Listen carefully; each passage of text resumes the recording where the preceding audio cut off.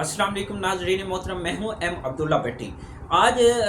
की इस व्लॉग के अंदर मैं आपको ईरान के जो नए मुंतखब हुए हैं सदर मसूद साहब, उनके बारे में मैं आपको तफसील बताऊंगा कि वो कहाँ पैदा हुए, उनकी बायोग्राफी के हवाले से बताऊंगा कि वो कहाँ पैदा हुए, उनकी तालीम क्या है, उनका फैमिली बैकग्राउंड क्या है और वो पॉलिटिक्स में क्यों आए और अभी उनका विजन क्या है। फ़ॉरेन पॉलिसी के हवाले से उनके माजी करीब के अंदर जो ख़यालात थे वो आपके सामने रखने की कोशिश करूँगा। आपको याद होगा, सबसे पहले आपको ये मैं बता दूँ कि ईरान के अंदर इंतखाबात क्यों हुए, क्योंकि हाल ही में आप सबको मालूम होगा कि इब्राहिम रईसी जो कि बहुत ही आला पायदार शख्सियत के मालिक थे और उन्होंने अपना हाल ही के अंदर जब उनका इंतकाल हुआ, जब उनकी शहादत हुई, तो चंद हफ्ते कबल ही उन्होंने पाकिस्तान का विज़िट किया और पाकिस्तान को उन्होंने अपना दूसरा मुल्क करार दिया और उन्होंने एक इस ख्वाहिश का भी इज़हार किया था कि मैं पाकिस्तान के अंदर जलसा करना चाहता हूँ, आवाम से मुखातिब होना चाहता हूँ, लेकिन सिक्योरिटी वजूहात की बिना पे वो आवाम से मुखातिब नहीं हो सके थे। तो लिहाजा उनकी जब शहादत हुई तो उसके बाद ईरान का ये एक कानून है कि उसके यानी कि तकरीबन 50 दिनों के अंदर अप्रॉक्सी नए इंतखाबात, नए मतलब सदर का इंतखाब करना होता है। तो लिहाजा जब पहला तो ईरान के जो अब ये सदारती इंतखाबात हुए तो इसके अंदर ये 2 मरहलों पे मुश्तमिल थे। चूँकि पहले मरहले के अंदर जो टर्न आउट था वो 40% था, तो लिहाजा इसको सेकेंड राउंड के अंदर लाया गया। तो इस राउंड के अंदर जब ये दूसरा राउंड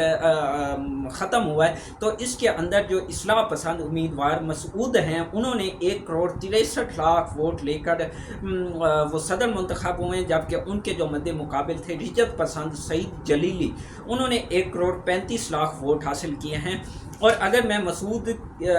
के हवाले से जो नए सदर मुंतखब हुए हैं उनके अगर मैं बायोग्राफी के हवाले से आपको बताऊं तो वो ईरान के इलाके माँ आबाद में पैदा हुए और ईरान के इस्लामी इनकलाब से पहले तबरेज़ यूनिवर्सिटी से उन्होंने तिब की तालीम हासिल की और पेशे के लिहाज से ये हार्ट सर्जन और कानून साज भी हैं। और 69 साल ये मसूद साहब दूसरी इस्लाहाती हुकूमत में सेहत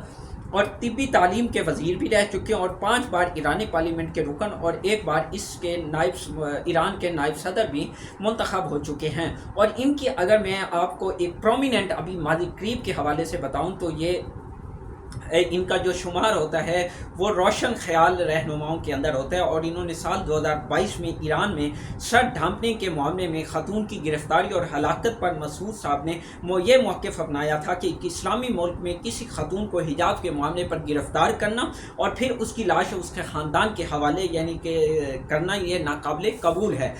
मसूद अगर के हवाले से अगर मैं मज़ीद आपको बताऊँ तो 2008 में ईरानी शहर तबरेज़ से वो रुकनी असम्बली मुंतखब हुए और 2016 से 2020 के दरमियान डिप्टी स्पीकर भी वो रह चुके हैं, जबकि 2021 के सदारती इलेक्शन में इन्हें नाअहल करार दिया गया था। साल 1994 में मसूद की अहलिया और उनकी एक बेटी कार हादसे में जाँ बाक हुई, जिसके बाद उन्होंने दूसरी शादी नहीं की और अपने बाकी 3 बच्चों की परवरिश खुद ही की। ईरान के जो नौ मुंतखब सदर हैं वो मगरब के हवाले से उनके जो ख़यालात हैं वो बेहतर ताल्लुकात के हामी हैं, ताकि वो ये चाहते हैं कि ईरान के ऊपर जो एटमी हवाले से जो पाबंदियां हैं उसमें कमी लाई जा सके और ईरानी आवाम को मुआशी मैदान में रिलीफ दिया जा सके। और इसके साथ जो ये ईरान के जो नए सदर हैं ये अच्छा, यहाँ पे एक और मैं पॉइंट आपको हाईलाइट करूँ कि ये ईरान के 9वें सदर हैं इससे और इनकी जो उम्र है वो 69 साल, जो कि मैं आपको पहले ही बता चुका हूँ। और इसके साथ अगर मैं आपको चंद एक मज़ीद इनके हवाले से मैं आपको ये बताऊँ कि ईरान के जो ये नए वाले सदर हैं ना, इनका जो जिस तरह मैं एक 2022 के अंदर पुलिस हिरासत के अंदर जो एक लड़की, नौजवान लड़की महिसा अमीनी की मौत के बाद मसूद ने जो मौक़िफ़ अपनाया था कि हिजाब ना पहनने पर लड़की को गिरफ़्तार करना और फिर उसकी लाश घर वालों को वापस करना इस्लामी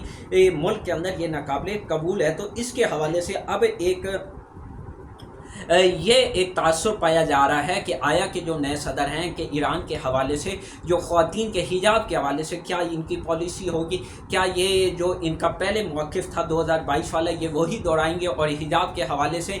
ईरान के अंदर मतलब कि एक आज़ाद ख्याली होगी, ख़वातीन के ऊपर मुनहसर होगा कि वो हिजाब लें या ना लें, इसके हवाले से उनकी पॉलिसी क्या होगी। लेकिन उन्होंने जो फ़ॉरेन पॉलिसी के हवाले से जो सबसे आम पॉइंट है एटमी حوالے سے جو مغربی ممالک کے ساتھ تعلقات ہیں اس کے اوپر انہوں نے بڑا واضح موقف اپنایا ہے کہ میرا جو موقف ہے اس کے اوپر وہ بڑا واضح ہے کہ میں ان کے ساتھ مغرب کے ساتھ اچھے تعلقات رکھنا چاہتا ہوں، اور اس کی وجوہات انہوں نے ایٹمی حوالے سے جو ایٹمی پروگرام ہے اس کو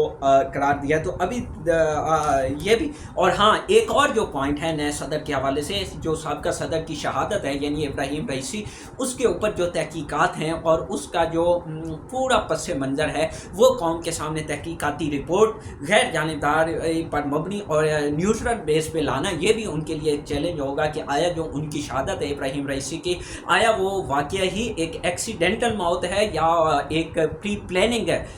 موت ہے، کیونکہ اس کے اوپر مختلف اس وقت چہ مگویاں کی گئیں، اس کے اوپر مختلف نیوز آئیں، مختلف تاثرات عوام کے خیالات اس کے اوپر ہیں۔ تو آیا جو وہ تحقیقات ہیں وہ یقیناً ایران کر رہا ہوگا، اور اس کو اسی لیے بہت زیادہ خبروں کی زینت نہیں بنا